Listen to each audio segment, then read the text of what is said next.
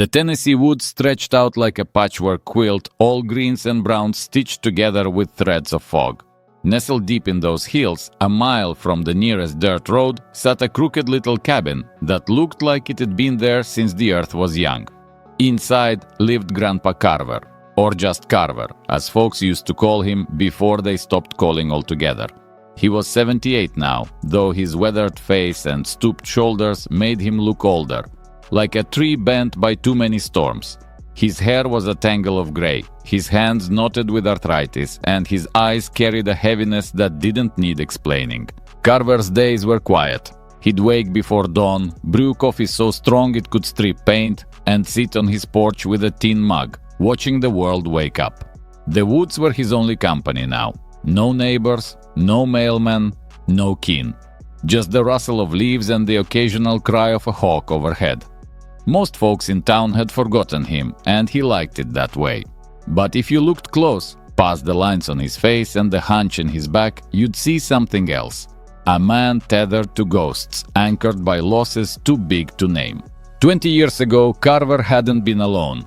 He'd had a wife, Margaret, with a laugh like a summer stream, and a daughter, Ellie, who'd inherited her mama's freckles and her daddy's stubborn streak. They'd lived in a clapboard house down in the valley, a place full of warmth and noise. Margaret humming hymns in the kitchen, Ellie chasing fireflies in the yard. Carver had been a logger then, strong as an ox, coming home each night with sawdust in his hair and a grin for his girls.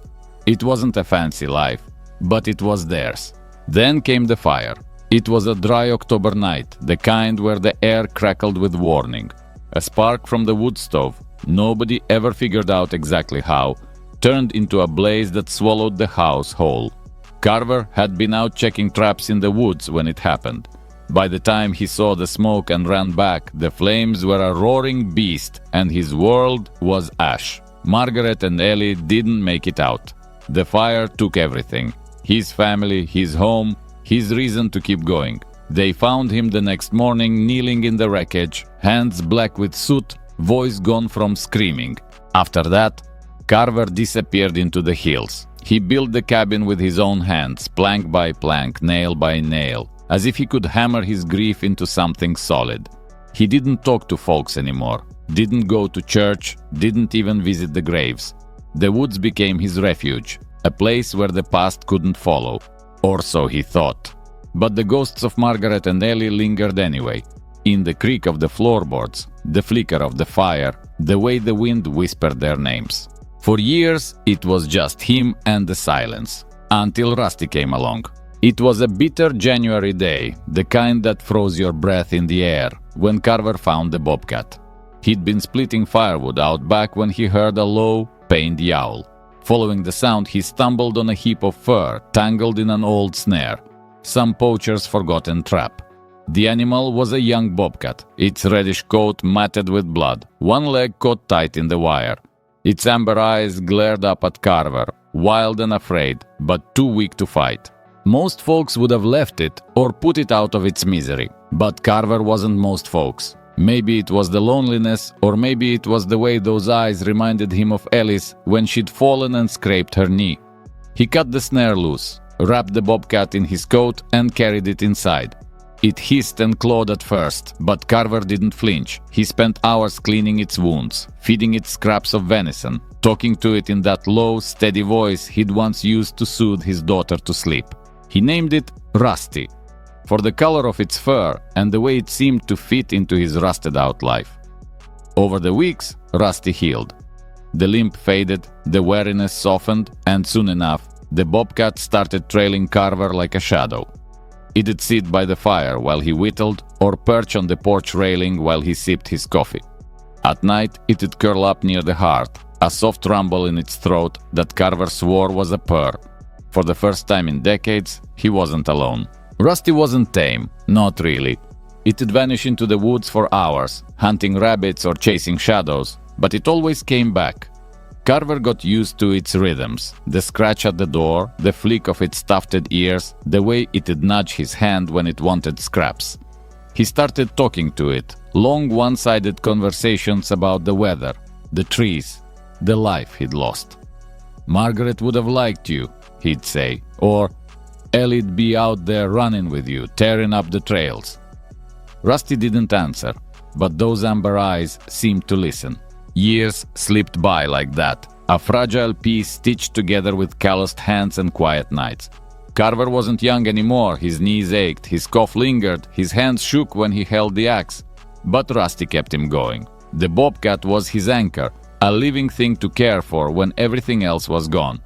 He'd watch it prowl the yard and feel something close to hope, a flicker of light in the dark. But peace doesn't last forever, not in a world as hard as this one. It started with the storm. March 2025 rolled in mean and wild, the sky turning black as coal. The radio, Carver's only link to the outside, crackled warnings of record winds and rain that'd flood the hollows. He boarded the windows, stoked the fire, and called Rusty inside. The bobcat paced uneasy, its ears twitching at every howl of the gale. Carver tried to calm it, scratching its chin like he always did, but Rusty's eyes were fixed on the door. Then the tree fell. A crash like thunder split the night, and the cabin shuddered as an old oak smashed through the roof. Rain poured in, wind screamed, and Rusty bolted out the gap into the chaos. Carver yelled after it, voice lost in the storm, but the bobcat was gone. He grabbed his coat, his boots, a flashlight, and stumbled into the night, calling its name. The woods were a war zone, trees snapping, water rushing, mud sucking at his feet.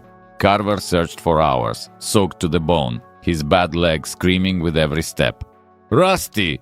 Come on, boy! Where you at?" The wind swallowed his words. Dawn broke gray and cold, and still no sign. Exhausted, he limped home, praying Rusty'd be waiting on the porch. But the cabin was empty, the hole in the roof dripping like tears. Days turned to weeks. Carver patched the roof, fixed the damage, but he couldn't fix the hole in his chest. He'd sit by the door, staring into the woods, waiting for that familiar shadow. He'd walk the trails, flashlight in hand, calling until his voice broke. Nothing. Rusty was gone. Maybe drowned, maybe crushed, maybe taken by some hunter who didn't know what he'd stolen. The not knowing ate at him, gnawed at the edges of his mind until the ghosts came back stronger than ever. He started seeing Margaret in the kitchen, apron tied tight, stirring a pot that wasn't there. Ellie'd be at the table, coloring with crayons that had burned up years ago. "You gotta eat, John," Margaret would say, her voice soft as memory. "Find that cat, Daddy," Ellie'd whisper, her freckles glowing in the firelight. Carver talked back, tears streaking his face, begging them to stay. But they'd fade, and he'd be alone again, the silence louder than ever. His body gave up too. He stopped chopping wood, stopped cooking, stopped caring. The cabin grew cold, the pantry bare. He'd sit by the hearth, wrapped in a blanket, staring at Rusty's spot. The cough got worse, rattling his chest like a broken engine, but he didn't fight it. What was the point? Everything he'd loved slipped through his fingers. Margaret, Ellie, now Rusty. He was a man out of lives, waiting for the clock to stop. One morning, weak as he was, Carver made a choice. He couldn't sit there dying slow. If Rusty was out there, or what was left of him, he'd find it. He pulled on his boots, grabbed his walking stick, and stepped into the woods one last time. The air was crisp, the ground still damp from the storm. His legs shook, his breath came in gasps, but he kept going, following the trails they'd walked together. Hours passed. The sun climbed, then sank. He found signs, a tuft of reddish fur caught on a thorn, a paw print pressed in mud. Hope flared, then guttered. The tracks led to a ravine, steep and shadowed. Carver slid down, hands bleeding, and there, under a tangle of roots, he saw it. Rusty's body, still and cold, half buried in debris. The storm had taken him, crushed him under a fallen limb. Carver dropped to his knees, a sob tearing free. He dug with his hands, dirt caking his nails, until he could lift Rusty out. The bobcat's eyes were closed, its fur matted, but still that familiar red. "I'm sorry, boy," he whispered. "I should have kept you safe." He carried Rusty back, step by agonizing step, and buried him behind the cabin, next to a stone he'd placed for Margaret and Ellie years ago. 3 graves now, 3 pieces of his heart. That night, Carver lit a fire. He sat in his chair, blanket around his shoulders, and looked at the empty spot where Rusty used to lie. The wind howled outside, but inside it was still. "I'm coming, Margaret," he murmured. "You and Ellie wait for me." His eyes closed, his breathing slowed, and the fire burned low. Years later, a hiker stumbled on the cabin, roof caved in, walls crumbling. Inside, dust coated everything. An old mug, a whittling knife, a faded photo of a woman and a girl. Out back, under a gnarled oak, was a small mound with a weathered marker. Rusty. Nearby, 2 other stones stood silent. The hiker paused, feeling the weight of a story he'd never know, then walked on. The wind carried the echo of a life. Broken, resilient, gone.